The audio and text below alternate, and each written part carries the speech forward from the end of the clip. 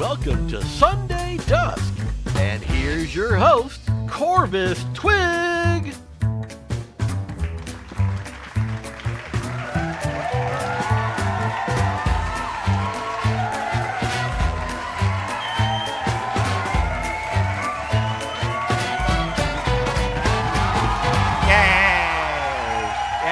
Thank you so much, everyone. Thank you so much. You're so kind. Thank you. Okay. Yeah. Calm down. Yeah, we get it. Yeah, you like the clovers. We got the clovers. We got 2 4-leaf clovers. We got 8 clover leaves today, baby. Cause it is.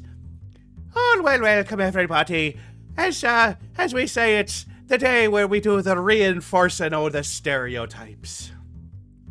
Yeah, it's one of the 2 major holidays in the United States in which we appropriate another culture as an excuse to party and, drink a lot of alcohol. Today being St. Patrick's Day, the other, of course, being Cinco de Mayo. We kind of do it a bit for Oktoberfest with the Germans, too. Any excuse we Americans can have to say, let's take someone else's culture, and by that we mean, let's just drink a lot. Let's just drink a lot and drink a lot and drink a lot. But hey, this little party here, I got some Irish ancestry myself. We got I reigned from the O'Kane family of Ireland. My grandpa's name was John Jameson. So yes, come on. We're allowed to celebrate here. What we're gonna do? So we're gonna do. Gonna have ourselves. Actually, I'm probably not gonna have much whiskey. I'm still feeling a little under the weather, and that's fine. That's fine, cause I'm still here to give y'all a show. Cause we got a great guest today. We got some great fun games to play. It's gonna be a great little show. A great little show. But yeah, St. Patrick's Day. It's never really been that super exciting of a holiday for me, but oh, I forgot to start tits. I know I was forgetting something. I always forget something. Sorry, Hasio, you will get your honk redeemed. Don't worry. We will get you your honk. We'll get you your honk. Okay, so there we're going. Alright, so I'll just hit F9 until a goose hits me. Ow. I deserve this because I didn't start tits in time. Where's the goose? Where's the fucking goose? Goose is in the item somewhere. Where's the fucking goose? Give me. There it is. Okay, there you got a goose. You got your goose. Well, I hope you're all having a wonderful day today. And there's Bentai. Hey, Bentato. Hello, Bentato. But yeah, hope you're all doing well. We are beyond the Ides of March. Caesar is dead. It's almost time for March Madness, which is something to do with, people trying to throw an orange ball through a hoop. They're doing that soon. I don't think there's too many people in my chat that are super interested in the NCAA tournament. I mean, it can be fun to fill out a bracket, but I'll tell you what, every time I fill out one of those brackets, I have no idea what I'm doing. I know that lower number equals better, but sometimes lower numbers get beat by the higher numbers, and it's tricky. I don't know. I say just do a thing where roll a d20 and add the team's seed. And then do that twice, once for each team playing, and whoever has the lower number, then just have them win. And that's probably as good odds as you're gonna have doing anything else. I don't know. Hasya, thanks. Yeah, well, we educated you a lot about football, particularly their mascots. But the NCAA, hey man, there's some good mascots in there. Maybe we'll do a mascot thing next week. That'd be fun. Do something with the mascots in the tournament. But, just hope that you're all having a great March. You say it's in like a lion and out like a lamb. So we're right now we're like halfway between like a lion and a lamb. So like, I don't know, some sort of like fluffy animal that's not too aggressive. But I don't know. I don't know. In like a Jindal, out like a Watame. I don't know any other lamb VTubers. Anyway, should we get to the news? I think we should get to the news because we got some fun news today. Oh, yes, we do. Yes, we do. Let's see where it's at. There it is. The news! Okay, folks. So, this one comes from Japan. We always love a good story from Japan. And this one comes from a zoo in Japan. But does it involve one of the animals? Kinda. They were doing a drill. A drill for an escaped animal. But they didn't want to actually release the animal to do the drill. So, in Japan, they had one of the zookeepers dress up like a white tiger so that the other zookeepers could train on what happens if a white tiger escapes. And we actually have video of this, believe it or not. We got a special video this week.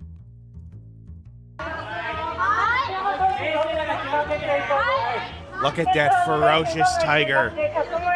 So ferocious. As we can see, the other zookeepers are doing their best to contain this brutal animal. How do you get this job? Well, first you gotta move Japan, Bentai.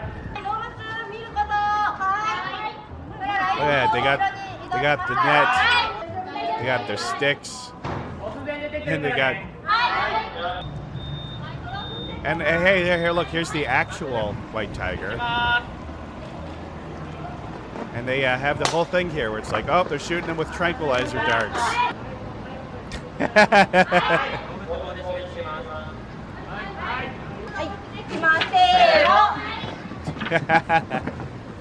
is fun. This is fun. This is a great training exercise. I mean, obviously, they didn't shoot this human with, but you know, it's a great training exercise. I don't know what you guys saying.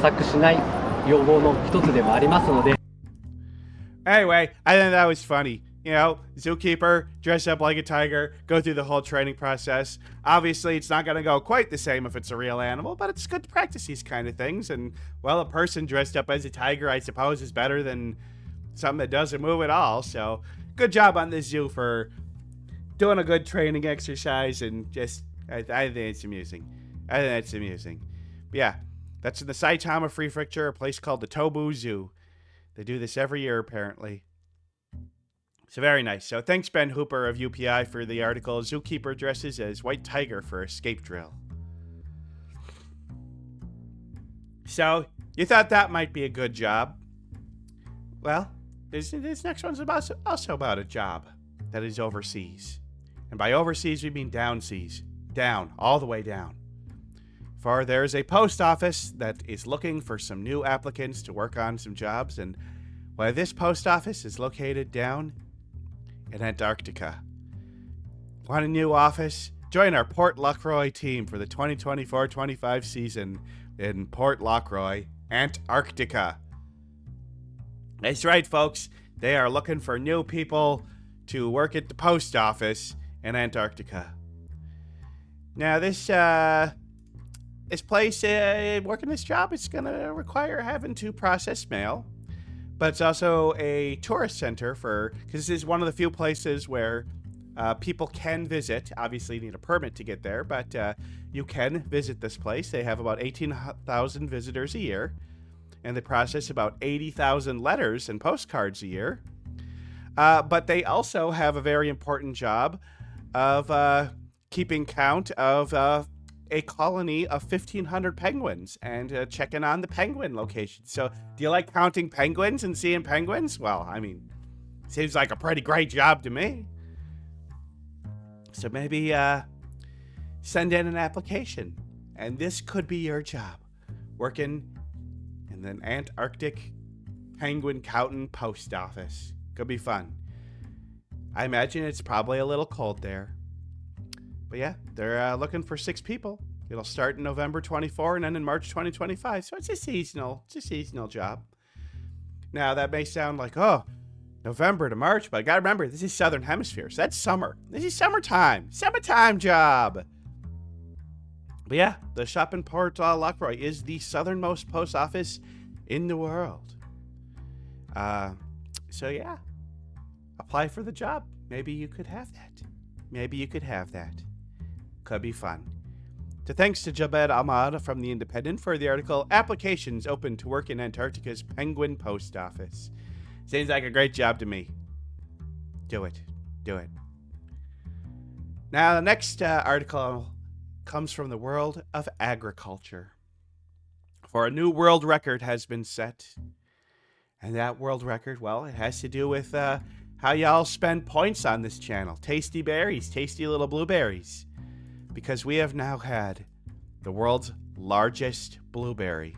Look at the size of that monster right there.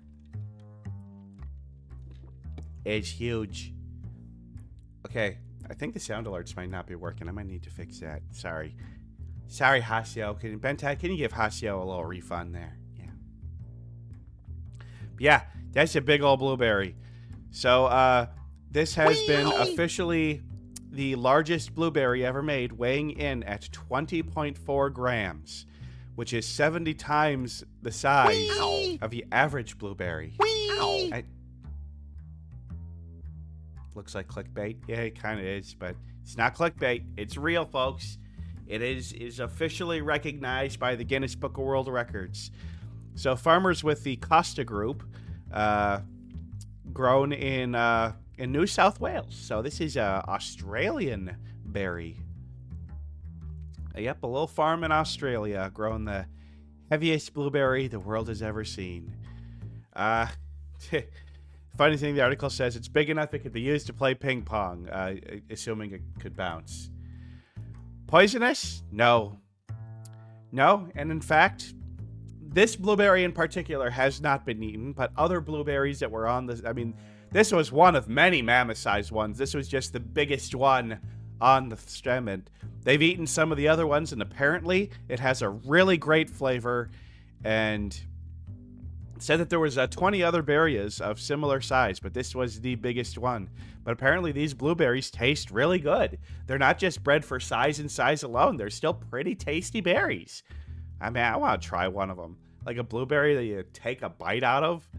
Like a plum or something. It'd be good. But yeah. But this blueberry, they were, obviously it is genetically modified because, that's how we do things. And hey, we're pro GMO here. We're pro. I'm pro GMO. It's a debate to be have, but part of what they're doing there is trying to breed blueberries that are more resistant to climate change and need less water to grow and is more drought resistant. And, stuff like that's going to be important to continue to feed all the people around the world. So I like the research that they're doing here. I like what they've come up with. And, hey, if I can get a giant-ass blueberry that tastes good and uses less water, hey, I'm all for that. I'm all for that. So good job, Costa Berries International Horticulture, and for making the world's largest blueberry. We look forward to seeing what else you come up with. Maybe the world's tiniest watermelon. I don't know. So thank you, Lee Cohen of CBS News, for the article, See the Heaviest Blueberry Ever Recorded. It's nearly 70 times larger than average. Hooray! Now our last one comes from Worcester, Massachusetts. You ever, rented out a library book and it was overdue and you didn't want to return it because you didn't want to pay the fine, and the fine just keeps getting higher and higher and you just avoid the library altogether? Well, this library has allowed you to, during this month, pay your fines without money. You don't have to spend money to pay your fine. You don't have to spend your hard-earned dollars or make some sort of financial loss just to get your book returned. No. What are they allowing you to do in March? They are allowing you to pay your fines with pictures of cats. Show them a picture of a cat, and they will waive your fine for your returned books. Because really, they just want to get the books back. They want the books to be returned so that other people can enjoy them. And the money they collect from fines isn't really needed. And they spend more money trying to track fines than the fines really bring in. They just want the books back. And so, during March Meowness, they call it, if you show them a picture of a cat, they will waive your late fees. So that's pretty nice. Bring your books back, show them a picture of a cat, and whole month-long programs. This is Worcester, Maine. They're about 45 miles from Boston, a city of about 200,000 people. And month-long program features whole other, bunch of programs involving cats. So trying to get people back in the doors. Libraries are struggling. They want to get people in there. And it's just like, come on, people. The library is great. Libraries are awesome. People always talk about, hey, subscribe to Audible and Spotify to listen to these ebooks. Hey, you know where you can, get ebooks without having to pay for it? Your library. I just recently listened to Maria Bamford's new book on tape. Sure, I'll join your cult. And how much did I pay for it? Nothing. And I didn't pirate it either. I got it legally and free using my local library. How about that? Oh, and movies? They got movies. You can rent movies for free. Screw WB and them yanking all the movies from it. You can get free movies from your library. Support your library. It's a great resource. It's one of those things where if they tried to introduce libraries today, they'd be like, oh, that's socialism. But they're around. They're good. Use them. Use your library. Such a great resource. You can get good books, great books, all sorts of books for free, but not just books, audio books, music, movies. Your library's got it all. Go check out your local library. You'll be glad you did. And show them a picture of a cat while you're there. And they will, well, if you're in Massachusetts, you'll get your late fees revoked. Hooray. Hooray. So thank you, Christine Hauser of the New York Times, for the article, Library Fees? No problem. Just show us your cat photos. Yay. All right. Well, that's it for the news today. So I'm going to hop behind my desk. It's time for me to bring on my guest. My guest today is a wonderful YouTuber, a creative person who makes all sorts of wonderful things. And they are bird-themed because we love birds. They're Valkyrie. Welcome, Devalk. Everybody, welcome! Yay! Oh. Well, there we go. Nice to see you. Thanks for having me. Wow, we're so happy to have you on. Why don't you tell us a little bit about yourselves for my guests who may not know you? Right, so I'm a peregrine falcon. I won't go into the full story of how I ended up, because it's honestly a long one, as I'm probably one of the only people that has ended up doing VTubing purely by accident. I started off making videos purely as a shitpost. The original name of my channel was literally I Have No Mouth and I'm a Shitpost. That got renamed fairly quickly because it was a terrible name, but eventually I have like 3 or 4 videos. But I made a video as a joke, as a review of a adult visual novel about certain things, and that did surprisingly well. And so I started making more reviews and eventually came up with a mascot, as I discovered that my name that I'd taken online of Devalk turns out just to be Dutch for the falcon.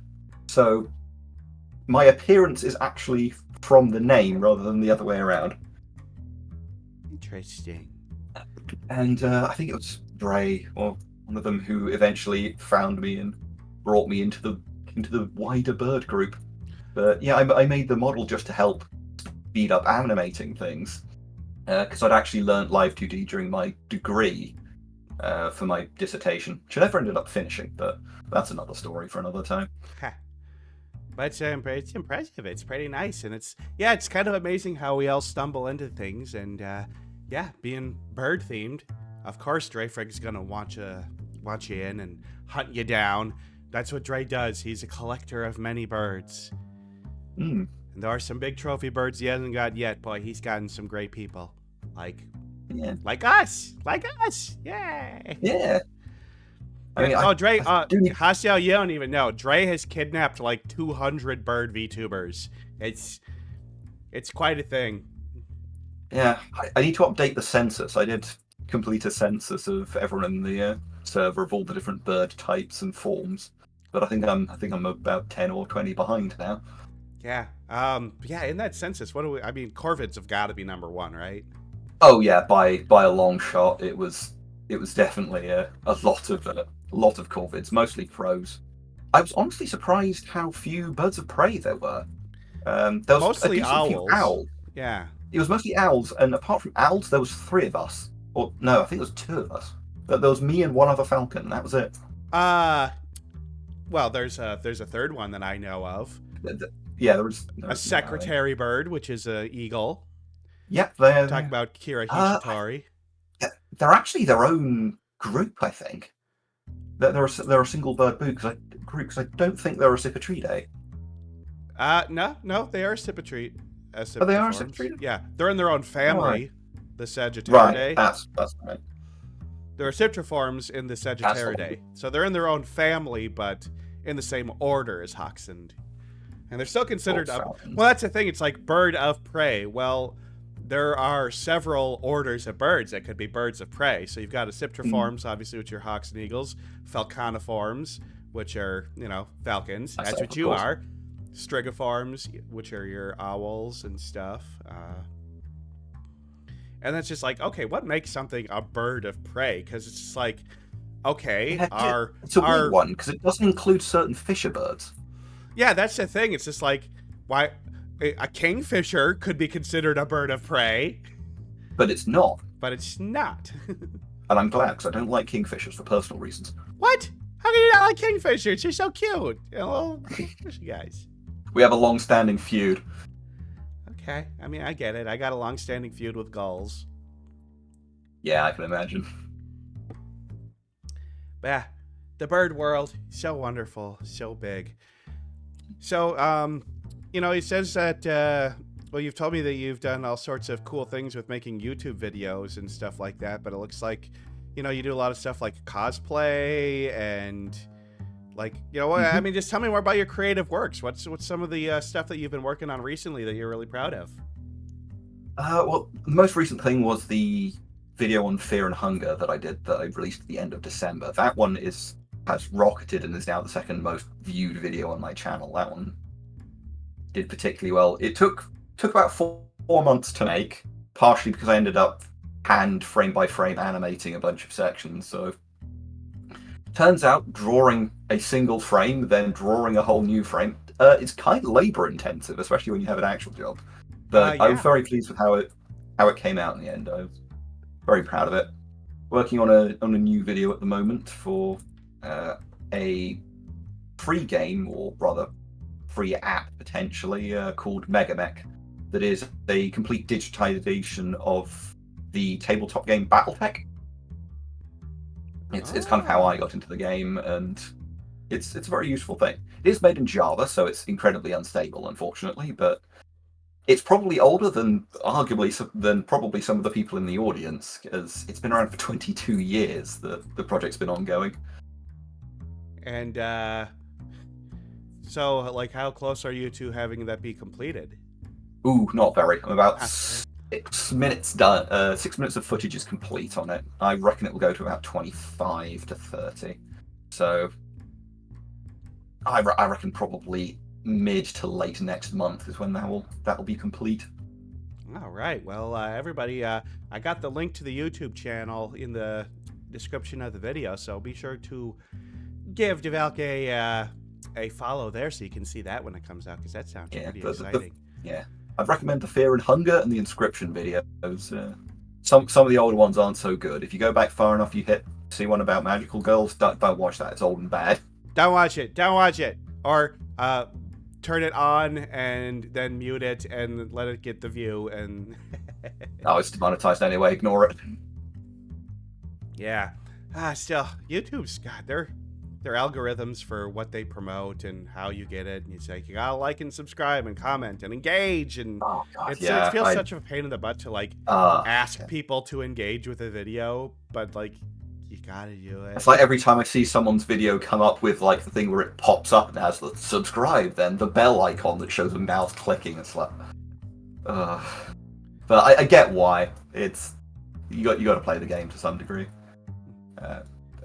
Hell, I probably don't play it that well. I release like 3 videos a year. It's not exactly the quantity I like, but hey, I think quality has a quantity all of its own, to butcher a phrase. Yeah, that's one of the things. It's just like people talk about like you got to put out regular content like all the time if you want the algorithm to help you. And it's just like, I don't know.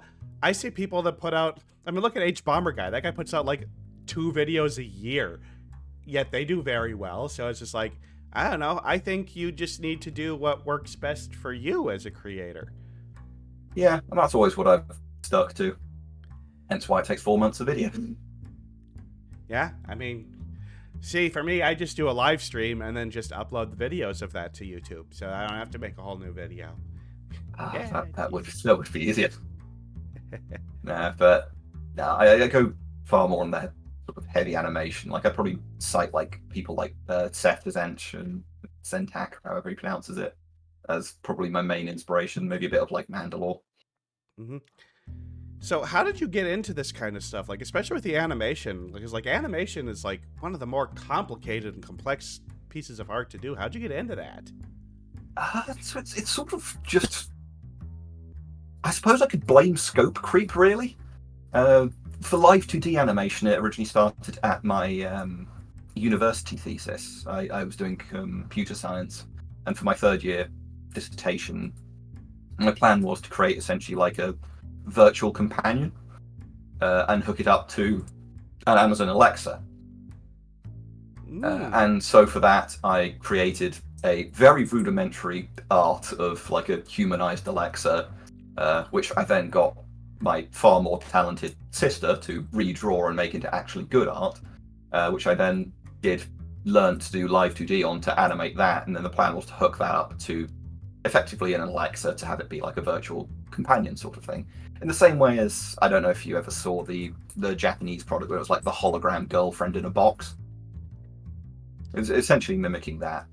I never ended up completing it, but the skills stayed, and I've been making videos during that time. And once I actually started making things, I figured it would be useful to use for like more filler scenes. If I could have like a moving thing talking, then it's not just a static shot. It gives a bit more liveliness to it. So I ended up rigging up this from a commission that I'd previously got to be the background on my computer. Which just makes me think it's just like, a little animated assistant that helps you out with stuff that's an actual thing. Oh god, that's just the Bonzi Buddy from the 1990s. I mean, kinda, yeah. It's an anime Bonzi Buddy.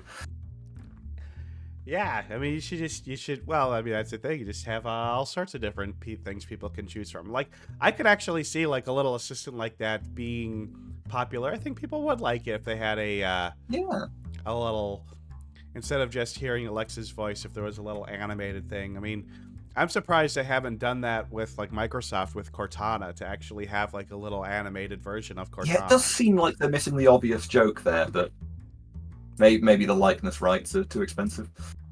Could be, yeah. Then again, they own them. Well, I think it's kind of complicated. It's like, does Bungie even make the Halo games anymore? No, they don't own them. 343 does, and 343 is owned by Microsoft. Yeah. Or Clippy. Yeah, just make an animated paperclip. We just want Clippy back. Looks like you're writing a letter. Yeah. Yeah. And then from there, it's sort of just each progressive video I've done, I've ended up going more into depth with what I try to do with it. So the previous one was the first time that I actually did sort of frame by frame animation. All the animation I'd done in previous ones was in space of the editor, using crop and pan and picture-in-picture to put stuff on tracks and make it move around appropriately. Which I got surprisingly good results out of in some videos. And then in the very most recent one, the one that I'm working on at the moment, I've also branched out a bit into 3D animation. I don't think I'll ever be doing that again. That was the worst. Trying to work out how to get Blender to do proper screen space or ray traced reflections and actually have that render properly was a 3-day affair for what ended up being a 5-second clip.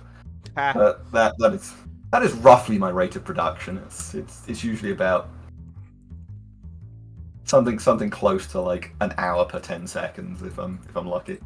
An hour per 10 seconds? I don't know. An hour for 10 seconds seems awfully fast. I've heard it can be like 2 hours per second. For stuff that's actually like hand animation, yeah, it is far more like that. But I do have some bits where it's more just showing gameplay footage or easier edits. So that's what I roughly say cite as my average. But I don't keep an exact time because that'd be terrifying. I mean, I've just found the whole live 2D animation style to be something that's just like feels like it came out, not that long ago, and now we are seeing that style of animation all sorts of places. It's like it's really cool what you can do. I just having a drawing that's a crap load of layers and then just animating them amongst each other, and the stuff that people could do is just fascinating. Like especially when you look at some of the really high end VTuber models, I'm blown away by the animation that people can do. Yeah, especially the optimization on it, because getting it to actually be capable of doing things is one thing, and then getting it to actually perform correctly when hooked up to your tracking is another. Yeah, but I've also noticed that I've seen that style of animation in like I've seen like visual novels use live 2D animation. I think Nekapara was one of the first big ones that really brought it into the public eye. Yeah, it's cool stuff. It's just like it seems like but the other thing is that like when you see a live 2D animation, you can tell it's a live 2D animation, and I don't think you'll ever quite get the full character that you do with frame by frame animation. No, it's its own thing in the same way mocapped motion, you can often tell if something's specifically been mocapped and then hooked onto a 3D rig. Yeah. They all have their own looks to it. But mocap usually ends up looking better than people just trying to straight up animate. Well, it does these days. Yeah. The early mocap, I remember a lot of rough movies on the lower budget mocap ones. Well, see, I mean, that's like the kind of funny thing. It's just like, okay, is Robert Downey Jr. a VTuber? Because he's being filmed on a rig and is moving around and animating, and the character is being animated based off of his movements. Robert Downey Jr. as Iron Man is a VTuber. How are you not? Because that's a I know it's not movie, quite that, but but it's getting close to the line. It really is. I mean, you look at some of the behind the scenes stuff on like a lot of superhero movies and how it's just like, okay, yep, that's literally just their face and they're just wearing a green suit with dots all over it. And it's just like, you practically are just doing, I mean, it's not live, but it's still a lot of the same principles. But yeah, he didn't do it live, but I think, honestly, I think a lot of big studios are missing out on the opportunity to do it.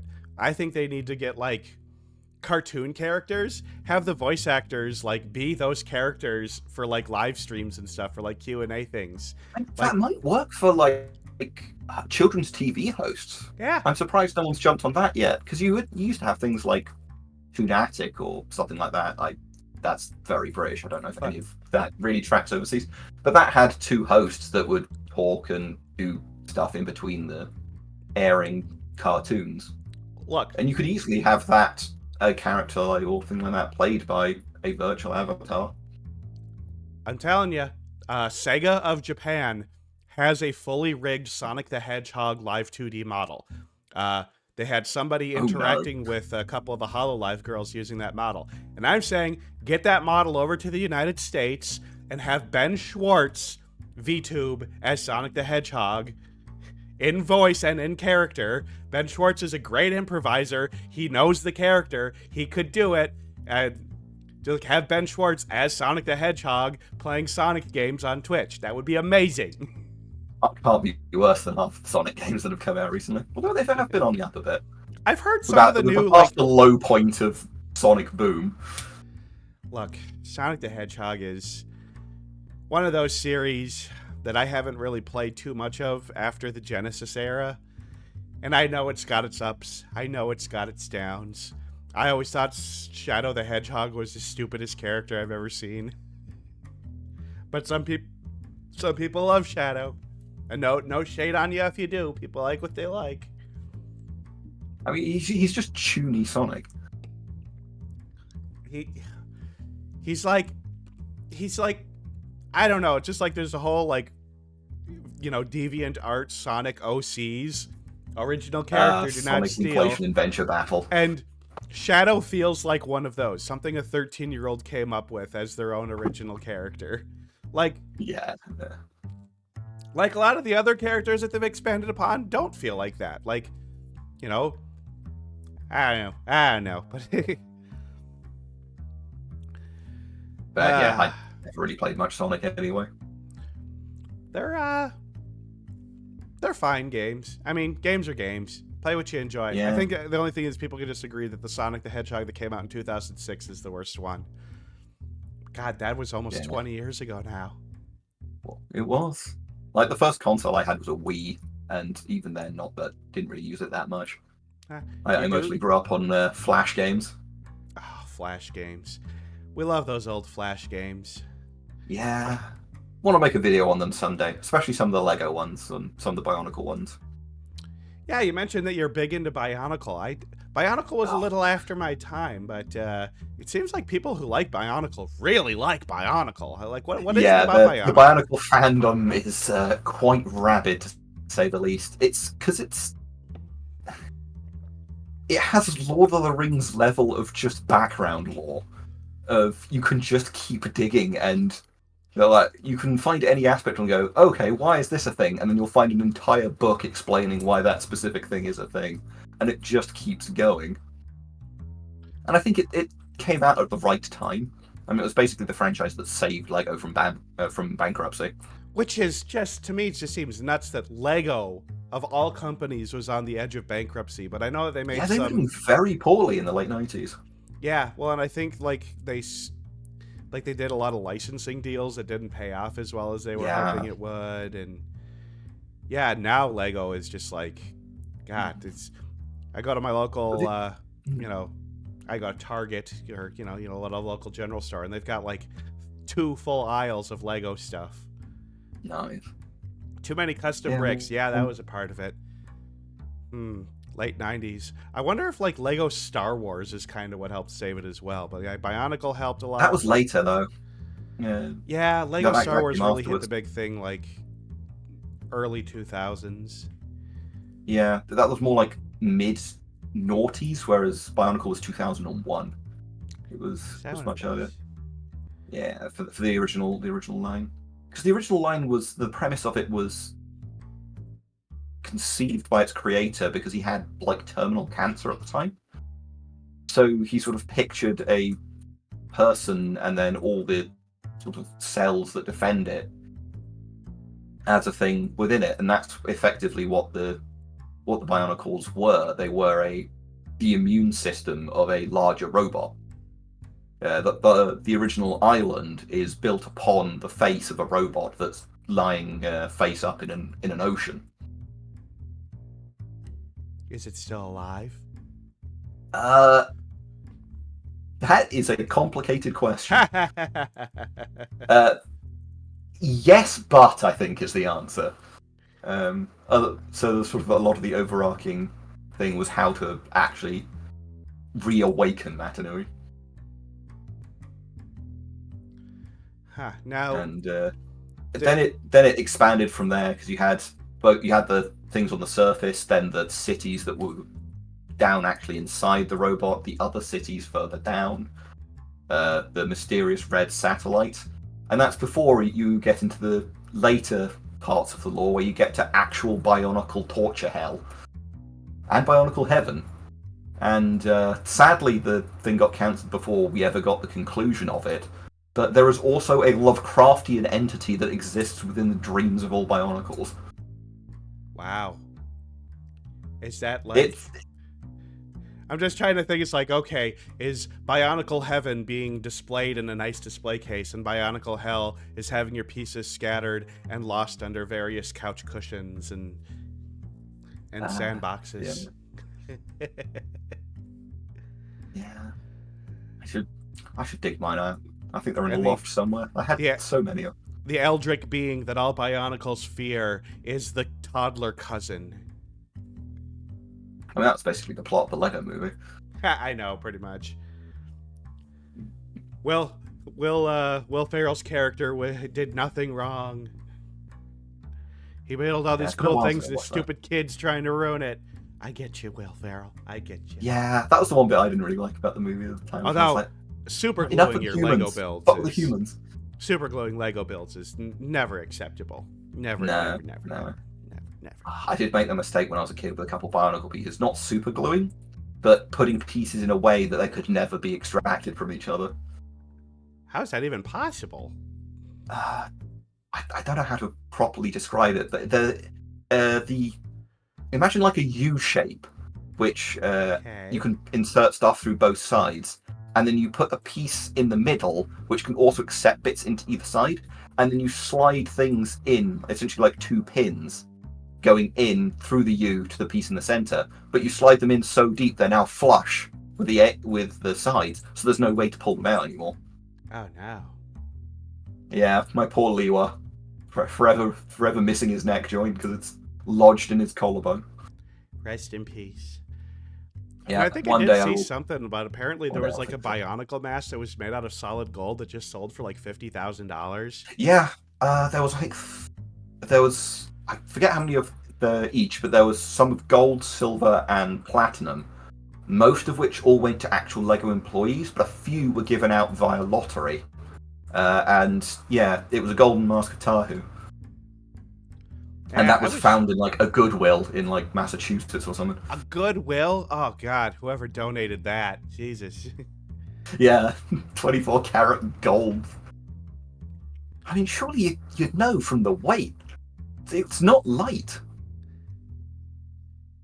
I mean, it was probably just some mom who just, I don't know, but it's just like, how would you get that? I mean, if your kid won a solid gold mask in a lottery worldwide, surely you'd know.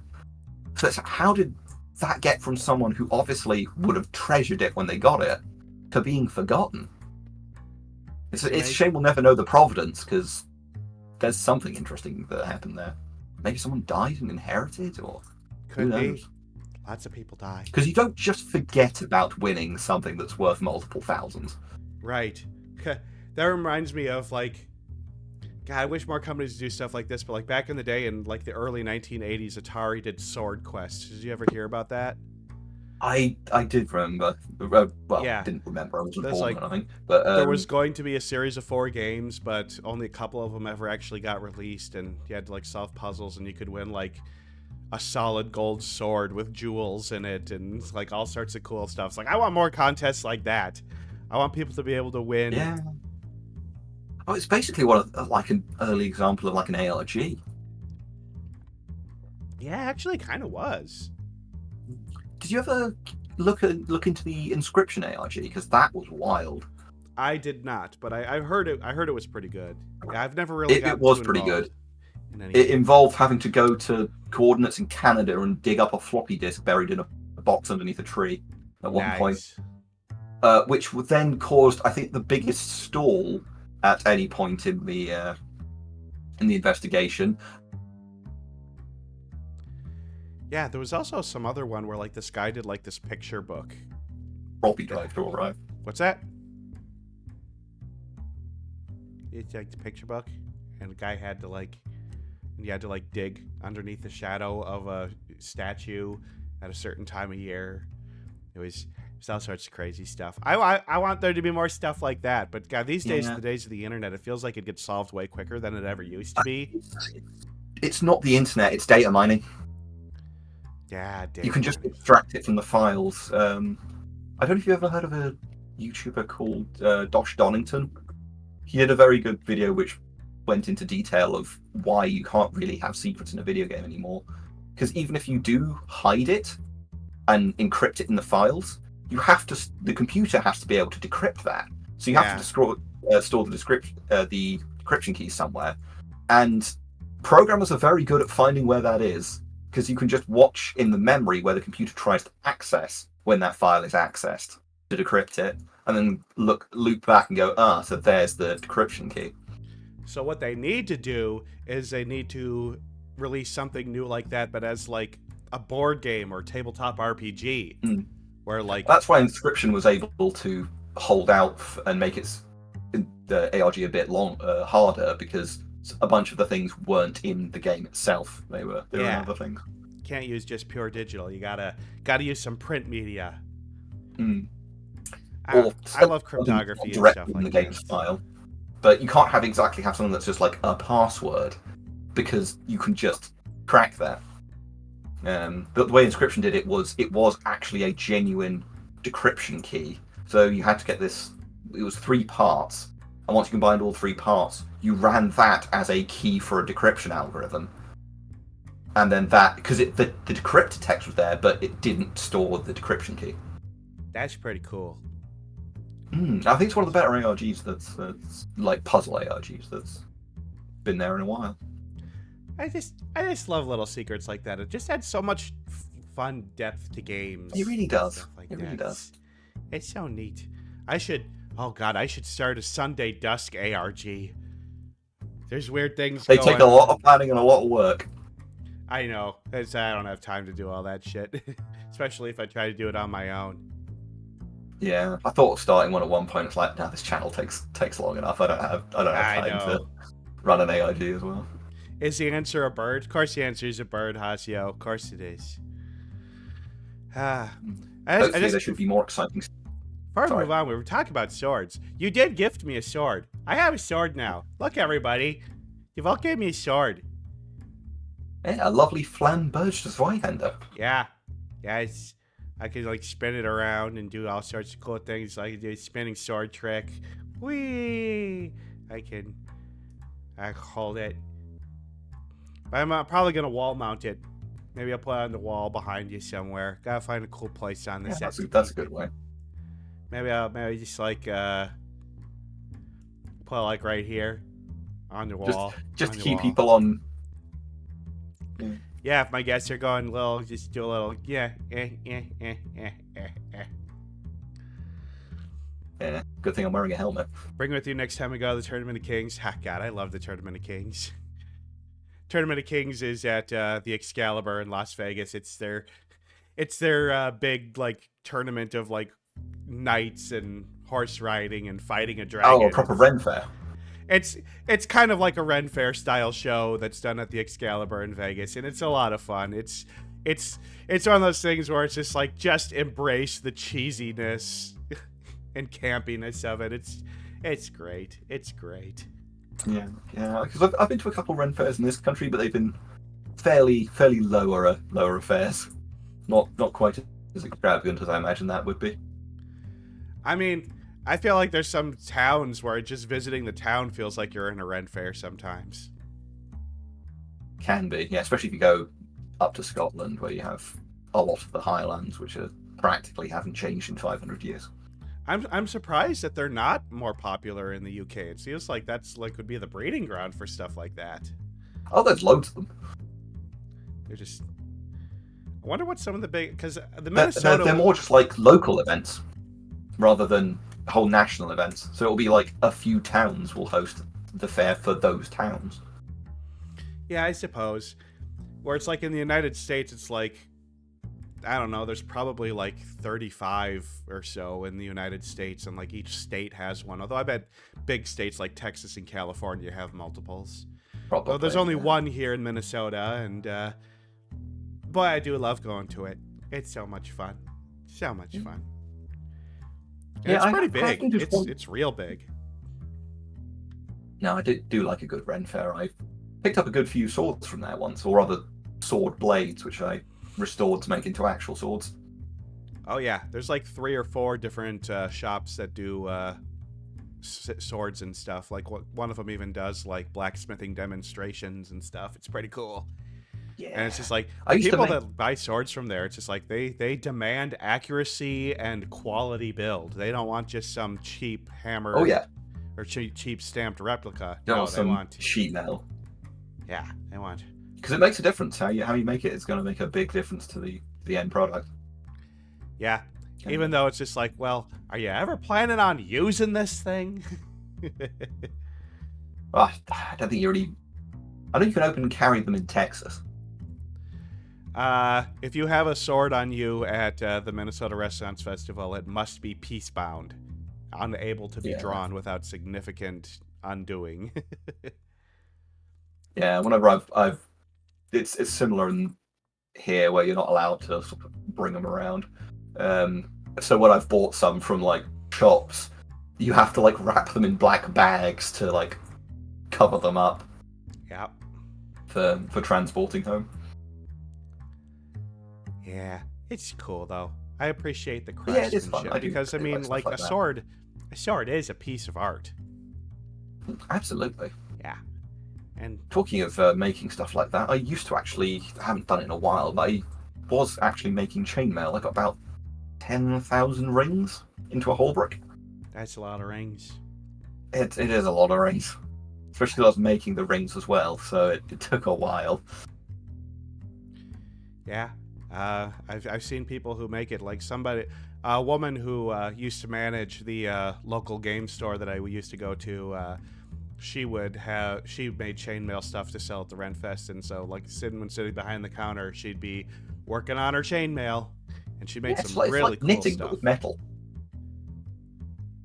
Yeah.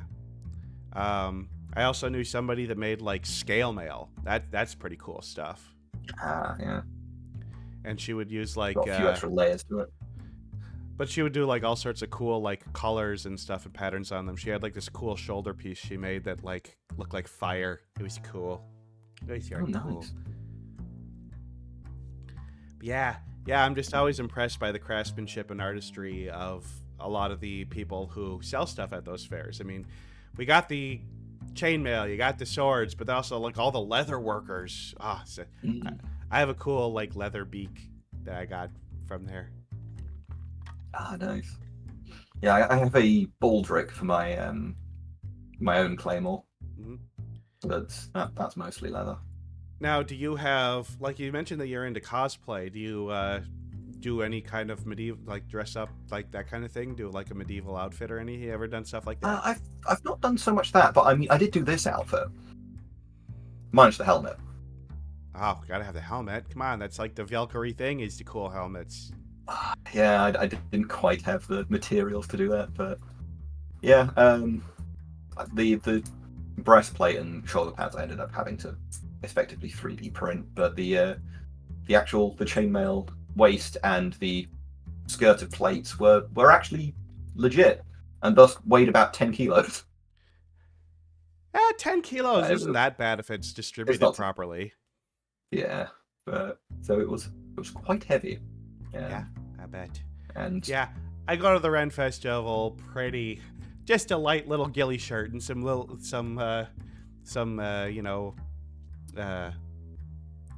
pants that are just simple stuff. I don't like being weighed down by armor. I'm a bird. Gotta fly. Gotta be quick and light on my feet. Yeah, I've done some cosplays that's been quite heavy. I think Ari was one of the more weighty ones. The nine-tailed fox from League of Legends, as I built a full wire structure for each of the tails, so they all flowed out up and up nicely, and that's quite heavy, hanging off your lower back. Yeah, and I bet moving around and not having to get you caught do on have stuff. to worry out. You do have to worry you don't twat someone whenever you spin around. But then again, there has been worse. I have previously done cosplays that have hooves, and that kills your feet. Walking around effectively on tiptoes in heels that you just cut the heel off.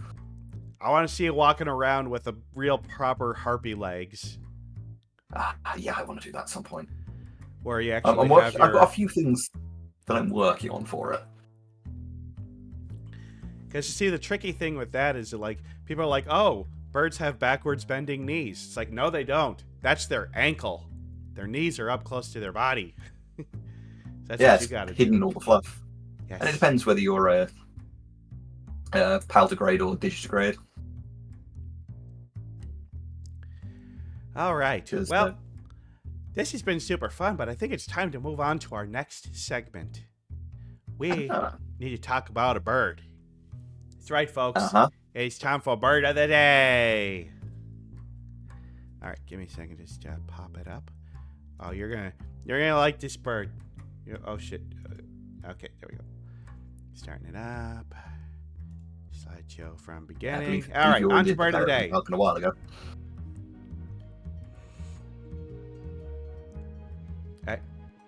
Uh-oh. Let me get our shot a bit. Yeah. Actually, why don't you move over to where I am? And I will move down to here. And we're just going to put the sword away for now. We'll bring it back. It'll be part of the fixture. Yeah, there you go. Just put your arm around me. There we go.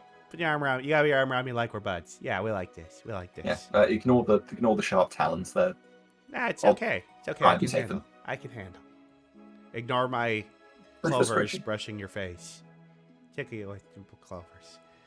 All right, so you are a peregrine falcon, which I would have loved to do, but unfortunately, I've already done the peregrine falcon. We ain't gonna redo that bird. Although maybe we should someday, just because it was so long ago, and I could probably do a lot better. But this bird, well, its name is one that might make you think of the United Kingdom. And it is a falcon. The bird of the day that we're going with today is known as the Merlin. Merlins are lovely. Today we are going to talk about Merlin. Huzzah! Exactly, Bandai. Huzzah! We're talking about the Merlin. So as you can see, they are a type of falcon, and wow, what a pretty little falcon they are. Such beautiful feather patterns, and got that tiny little falcon head. With the big old eyes. Big old eyes. Oh, yes. Amazing eyes on these guys. So they're actually not very big. 9.5 to 13 inches, or about 24 to 33 centimeters long. So that's about crow-sized. They're about as big as a crow. 21 to 23 inch wingspan, or 50 to 73 centimeters. And weighing about 5.5 to 8.5 ounces. Now, the females are going to be about 30% bigger than the males, which is pretty typical of a lot of birds of prey. Birds of prey, the ladies are bigger. Very few that don't. There are a few that aren't like that, but these are like that. I know there are, but I wouldn't be able to name any off the top of my head. I think kites are usually about the same size. Harriers about the same? And some species of owl. Like the big owls, like your typical owls, like your Asian eagle owls, they're like that, but I think there were some species of owl. But yeah, I can't remember at the top of my head. I know I covered one not that long ago where they're about the same size, but yeah, they have about a 6 to 8 year lifespan. The oldest banded one ever was about 16 years old. But 6 to 8 years. That's going some if your average is 8. Yeah, no, it's a real good lifespan. And as you can see by the map there, they are pretty widely distributed. You're going to see them in North America, Europe, and Asia. And even certain times of the year, they're going to dip down into Africa and South America. So the blue area is where they live in the wintertime, and the yellow area is where they live in the summertime. And there's a couple little green splotches. They're harder to tell. There's actually a lot of green splotches there on the British Isles, where they'll just be there year-round. Yeah, the good old jet stream does keep us surprisingly warm. Mm-hmm. For being on the same latitude as Moscow. Yeah. Ugh. It is kind of funny, though, how there are certain areas where it's just like, they'll go south of here, they'll go north of here, but they won't go here. It's like, it's kind of weird like that, but... Even birds have flyover states. Yep. Which, I do think it is funny that you've kind of got that area of the Rocky Mountains where they're going to spend the summers, but not to the east or west of the Rockies. It's weird. But yeah, see, so these guys are monogamous for a season, so they're not going to mate for life, but they'll pick a mate and stick with that mate for the year. And they're not really much nest builders. They like to... No, most falcons aren't. Yeah, they like to find places that somebody else has built, or they might find like a nice little nook or cavern or something that's big enough for it. Sometimes up on rooftops, sometimes on cliff sides. But their favorite place to nest is an abandoned corvid nest. They like crow nests and magpie nests. I think that's kind of funny. Well, if they're about the same size, it's pretty much suited for them. Yeah, yes, exactly. I think that's exactly their thoughts to it. They're going to have 3 to 6 eggs per clutch, and usually only once a year. They may do a second clutch if the first one completely fails. Yeah, typically just once a year. And look at those little baby falcons there. So cute. So cute little fluff balls. They're always so incredibly fluffy. They are. Yeah. Not all baby birds are fluffy. You got some real ugly little baby birds out there, but not these guys. They're nice and cute. The incubation is done about 90% by the female. She just likes to sit in the nest, but while she's doing that, the male is going to go hunting, and she's going to get basically a DoorDash from her husband. You know, he's going to bring her food, and then once the babies are born, both parents are going to feed the babies. And occasionally, a older sibling, one from a previous clutch in the previous year, might still stick around and might help feed his siblings, which is kind of cute. I always love to see stuff like that. It's nice of them. It's like inverse freeloading. Yeah, and that's usually going to happen. So, like, 1 year old is usually when they find their mate for the first time. But if it's usually that'll start happening if, they're not able to find a mate. It's like, well, I don't have a mate. So I guess maybe I'll help out mom and dad with the little ones. Mom and dad are out. Have some mac and cheese. I don't think they like mac and cheese. It turns out that's not exactly their favorite thing to eat. Yeah, it's not raw meat. Yeah. Now, one thing that you must know about these guys is they are not named after Merlin the Wizard. And Merlin the Wizard was not named after them. It's a complete coincidence. They have nothing to do with each other. That was kind of disappointing. Yeah, the taxonomy and the way that they, or the, what's the word I'm thinking of? Not taxonomy, but the etymology. Morphology? Yeah. Oh, etymology. Yeah. Happened to just end up with the same sounding name. I know, my world shattered too, Bentai. But they don't need magic. These guys are like, your perfect rogues. Super fast, super powerful. They are some of the most amazing hunters out there. They are not as fast as their cousins, the peregrine falcon, which are the fastest animal on the planet. But Merlins are one of the fastest animals on the planet. They can't quite do the 220 mile per hour dive. But boy, they can break 150, 170, no sweat. They are fast. They'll have the same facial baffles to actually still allow them to breathe in stoops. Yep. But the SR-70 was modelled on... Well, SR-71 even. I don't know what that is, but I believe it. It's the Blackbird. You probably know it. It's the very famous military jet, the long black one with the twin engines. Ah, okay. Yeah, that one. SR-71 Blackbird. It has cones on its engine intakes to change the speed of the air so that the engine can still essentially breathe. In the same way the Falcon face baffles work. You can kind of see them on that picture there, just the little dots. Yeah, little dots. They also have cononic structures to change the airspeed so they don't take in too much air when diving. Very cool. Now, interestingly, these guys, their preferred prey is smaller birds. Mhm. Yeah, they will eat rodents and lizards and stuff like that, but their favorite food is the starling. They love a Oh. starling, a tasty, delicious starling. And when they see one of those giant starling swarms, they're like, oh, buffet, baby. And they will just fly into that, and they'll get one. Or A two. lunch-rich environment. Yeah. And the funny thing is that starlings have remained popular food for them even in North America, where starlings are invasive. So, hey, these guys are helping keep down the invasive populations of starlings, although not that well, because, God, there's still so goddamn many of them. There's just so many of them. So many starlings.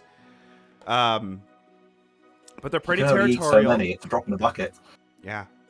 These guys are pretty territorial, and they are fearless. They will attack things much, much larger than they are. Whether it be humans, bigger birds of prey. If they view something as a threat, they will attack it. Which is funny, because there's been a few instances where they've seen merlins attacking a large predator that was in their area, known as a train. They have seen merlins attacking trains. Fearless little things. Gotta love them. Yeah, they're just like, they may not be the biggest bird of prey, but boy, they've got the fight in them. They got the spirit, and we'll love that. And did the train stay in its area? No, it left. Yeah, They clearly won. Train left. Yeah, clearly it worked. It worked. So obviously, as a falcon, it has been popularly used in the activity of falconry. And this was the most popular bird in falconry for women, and in fact was called a falcon for a lady.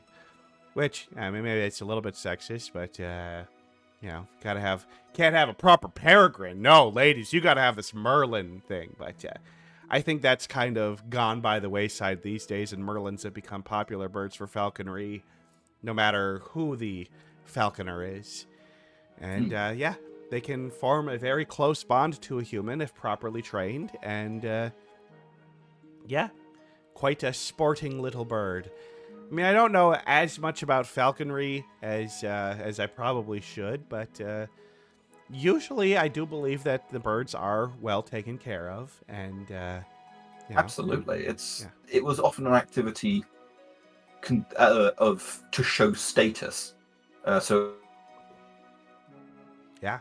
I mean, it still very much is. Falconry is, if I you're know, going to be very looked down popular in the upon- Middle East, especially Saudi Arabia. Oh yeah, it is still now. I was talking more. Yeah. I was talking more of the British history of Yeah. that's kind of where my expertise extends to. But often people would actually have a specific falconer whose job was to take care of the Lord's falcons, make sure that they were in good condition, well fed, for then and help with the training. So then the Lord of the house would go out and hunt with them. Which would be pretty cool to do. Pretty Yeah, cool it was to go one hunt of the better alongside. jobs, I gotta say. Yeah, just don't bring a good proper falcon along on a hunt where you're also bringing along the dachshund for hunting rodents. That might end bad. No, yeah, Yeah. probably don't want to mix those. I mean, those are two different types of hunts. Ah, very different. If you're bringing falcons to hunt, you're probably not hunting with dogs. No, probably Because the not. dogs are more for retrieving and or especially if you're hunting with something like pheasant. The dog's there to go fetch it back, which if you're hunting with in falconry, the bird's just going to bring it back for you. Yep. But luckily, their population actually over the last decade has risen. There are more Merlins now than there were 10 years ago, and their populations are doing very well, so they are a species of least concern. So we love that. Love that. We love to do that. I know a lot of the falcons have had very good breed and release programs over the past couple decades. Well, falcons are very adaptable. They do very well in urban and suburban environments as well as their more natural environments. They're good adaptable birds. I mean, falcons are well known for nesting up on top of rooftops and Yep, my university building, the tallest one of it, had a peregrine scrape on the top of it. They even had a camera for it. So my final thoughts. Well, I mean, I love these little guys. Now you may notice that the pictures they all look a little different.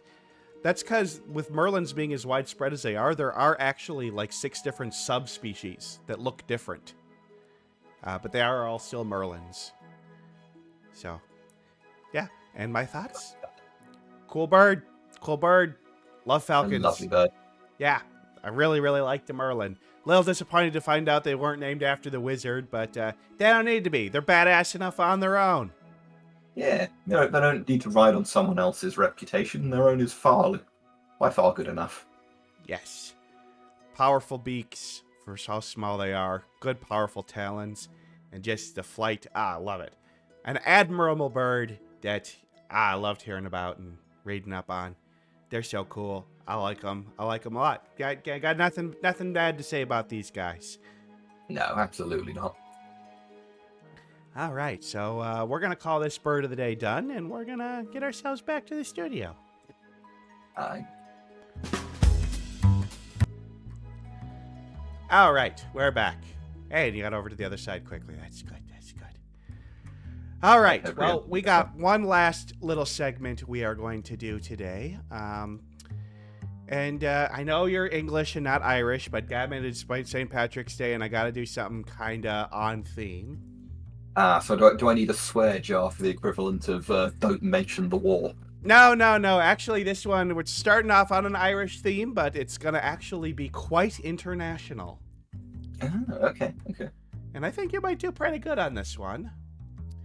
Today is St. Patrick's Day, which is mostly closely associated with the color green.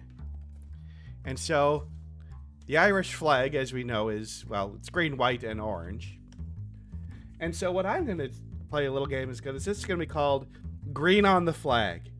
So what I'm going to do is I'm going to give you the name of a country, and you're going to need to tell me, does their flag have green on it?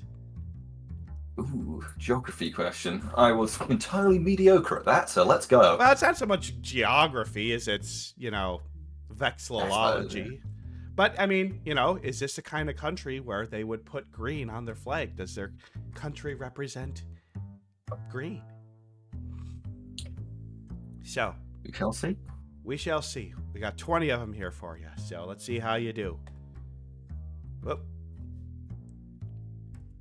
All right. If you show me a picture of the flag, that'll make it much easier. Well, you'll get a picture of the flag, but obviously that's the answer. So, we got Belgium. No, I'm pretty sure Belgium doesn't. It's basically a German flag rotated. You are absolutely correct. It is basically the German flag rotated. There is no green on the Belgium flag. We like Belgium. They invented the French fry. Yes. And the waffle. I don't know if that's true. And good chocolate. They do. Been to Bruges once. Lovely city. Yeah, I've heard Belgium is quite wonderful. I would like to visit there someday. Okay, right. 1 for 1. Got to keep the streak up. 1 for 1. All right. Next one. Benin. Benin. Okay, I don't even know where that is, so... It's in Africa. This is going to be... Okay. Ooh.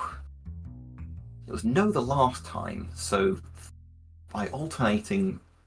I'm not going to alternate back and forth. That would be too easy.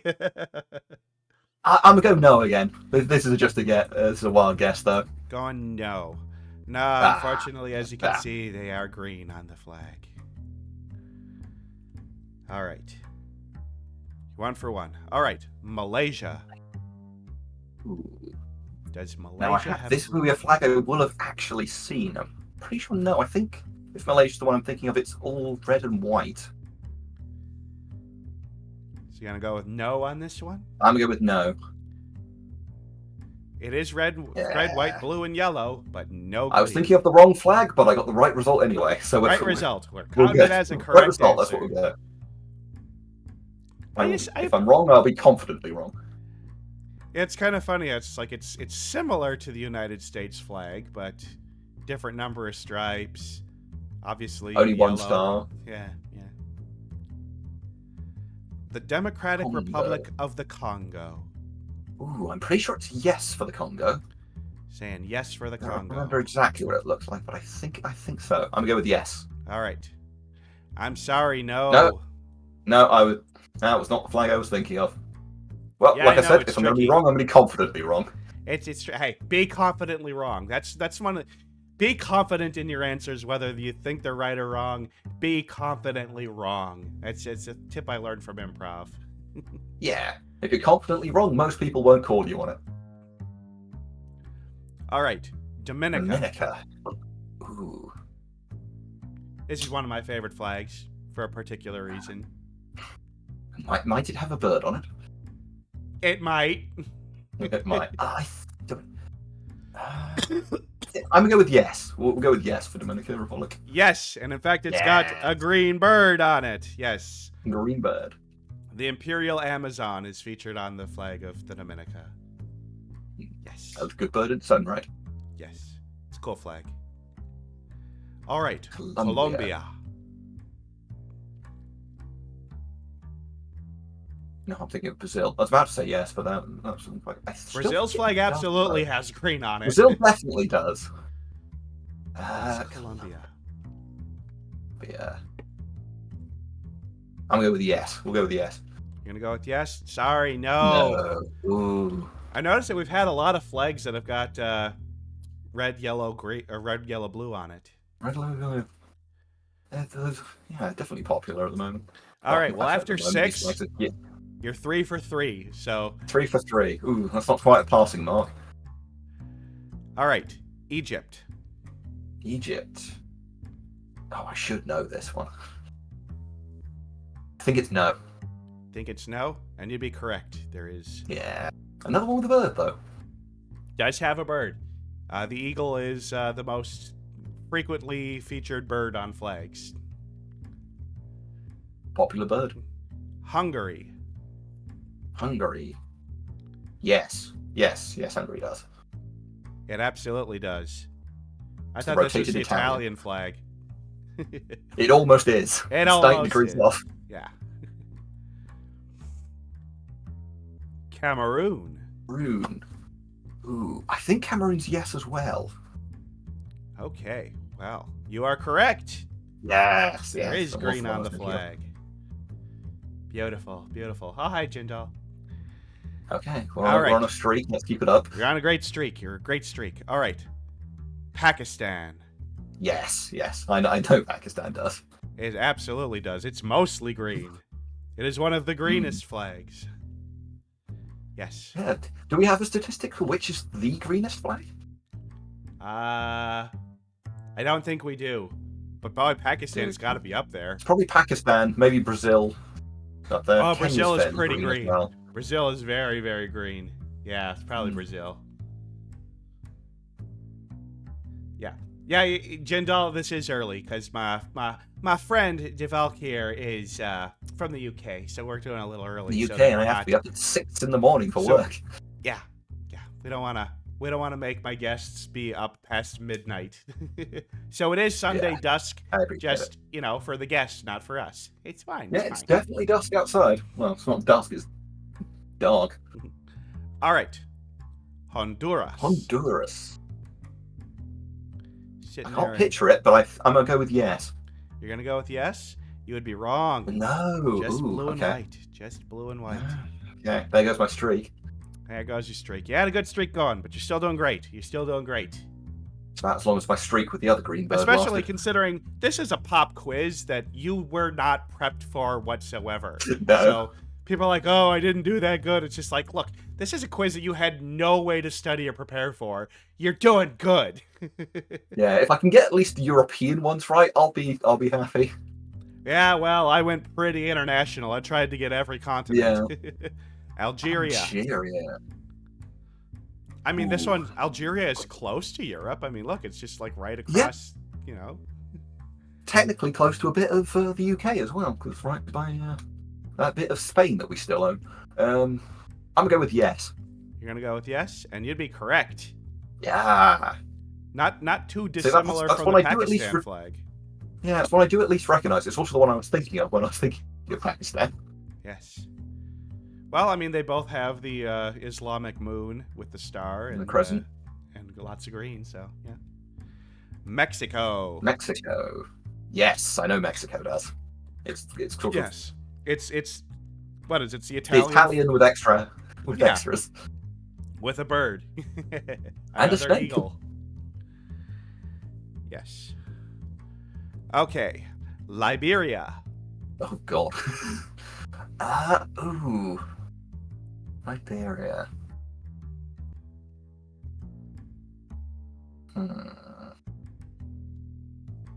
Well, it's 50-50. I've got some fear and hunger coins here. Yes. You're gonna say yes? Well, I'm gonna say Soapy yes. Lemon Lad is actually correct. It is red, white, and blue.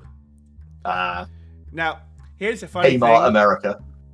Well, Liberia was actually founded by former slaves who moved back to Africa. Right. That's how Liberia started as a country. So they did heavily use the United States flag. Now, funny thing about it, because it is heavily favored off the U.S. flag, up at my sister's cabin, there is one of their neighbors has painted a part of their fence. And I think they were trying to go for the United States flag, but it has 6 red stripes, 5 white ones, and a blue background with a single white star. They're trying to make That's the closer U.S. to flag, Liberia. but they made the flag of Liberia, and I laugh every time I see it because there's no way they were actually trying to make the Liberian flag, but they did. It's like, do you ever watch Top Gear? Yeah, I've watched a lot of There's that the famous episode of that where Hammond attempts to paint the Indian flag and ends up with the Mexican. Yeah, I do remember that bit. Hammond. I just Hammond, wish you that brutal idiot. Jeremy Clarkson wasn't such a douche nozzle, but it is what it is. He's Just entertaining to watch, at least.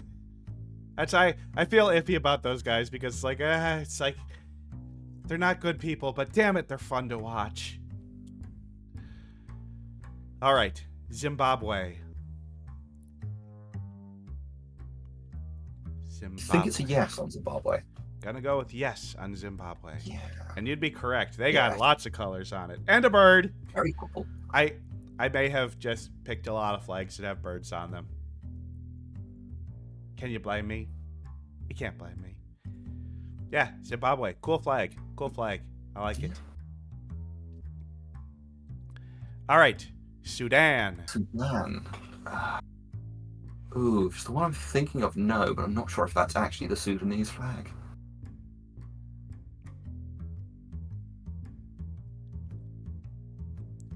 I'm going to go with no. You gonna go with no? No. I'm sorry. It does have green on it. Yes. Yeah, I was thinking of the wrong one then. It's tough. well. It's hard to remember. There's a lot of countries with a Yeah. lot of flags. It's tough. This is a hard game. Oh, Armenia. Ooh. Armenia. No, I don't think Armenia does. I think it's like brownish red, yellow, and blue. It actually is. Yeah, it's Yeah. that's like a shade of like orangish yellow Beige. that's like it's kind of unique to Armenia. You just don't see that shade on any other flag. You know what color that is? That's aged 2000s PC. Yes, in a house where somebody smokes. Yes, yeah, Yeah, absolutely. Yep, absolutely. Yep. I like it. All right, Lithuania. Lithuania. Oh. My Polish friend's going to be very annoyed if I get this one wrong. It's European. It is European. I thought I didn't want to get the European ones right. Lithuania.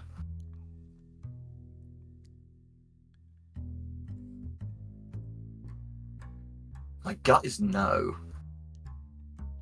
All right. I think it's another one that's mainly blue and yellow. We're Yeah, I'm going to go with gut. no. I'm going to go with gut. Lemon Go with says no. no. But it does. It It does. does. It does. Ah. All right, 2 more to go. 2 more to go. Last 2. The Philippines. I mean, their flag is just a screenshot from Gundam Seed, isn't it? From all the discussions with Filipinos I've had online. I don't know. For some reason, that one specific Gundam show is incredibly more popular there than any other singular place. Interesting. Yeah. It's also getting a new movie soon, which is nice. Maybe Sunrise will actually eventually put out the second part of Halfway. Who knows? Either way, I'm filibustering. Philippines. I'm going to go with no. You're going to go with no. And the answer is no. Good. The Seed Freedom is not being sent to my house. Yay! All right. Final Last one. Oh, please be something easy like Djibouti. Wales. Okay, never mind. No whales. Sorry, you don't get a No dragon. whales. No dragons. No dragon. I'm going with yes. You're going to go with yes. And the answer is... Pure guess. Yes! Yeah, there we go. All right. I think I managed to scrape 60% there. Well, your final score, out of 20, you got 13. Ooh, that's probably a lot. Well, 12 would be 60%, so you got what, 65%? 13 divided by 20. Yeah, exactly 65%. 65%. Not bad. Not That's bad. like that's like a 2-1. I'll take that. That's better than I got in my degree. Yeah, like I said, for a quiz that you had no idea what you were going to be quizzed about and had no ability to study, that's pretty good. That's pretty good. I'm happy with that one. I have often been said that I have an approximate knowledge of many things. Well, I'm proud of you. And this was fun. This was fun. I hope you had fun too. This is a great conversation. I certainly did. Thank you so much for having me on. I really should actually collaborate with people more rather than just rot away editing for 10 hours a day. I mean, I don't know why I decided to do this. Just I'd have literally every single one of my streams be a collab. It is what it is. So you have the opposite problem. Yeah. So many people. All right, Rodney's been summoned. All right, Rodney, who should we raid into? Oh, God, giant Rodney. That's a lot of chicken. Actually, I was saying Susie, but actually, because I'm gonna be having her on in a couple weeks, I think we're actually gonna go We're gonna go say hi to Mango, another bird tuber, because I don't think I've ever actually raided Mango, because she's never streaming when I'm streaming. So we're gonna head on over to coughing.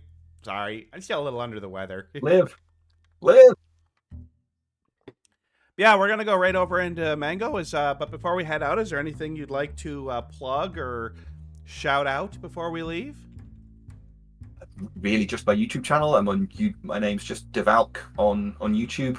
If you search for Devalk, you'll get me and the one other channel, which is a yacht builder. So I'm not the yacht builder. I'm the other one. Yep. Well, the link is in. Yep. Bentai got it. So yep. Follow the link. So.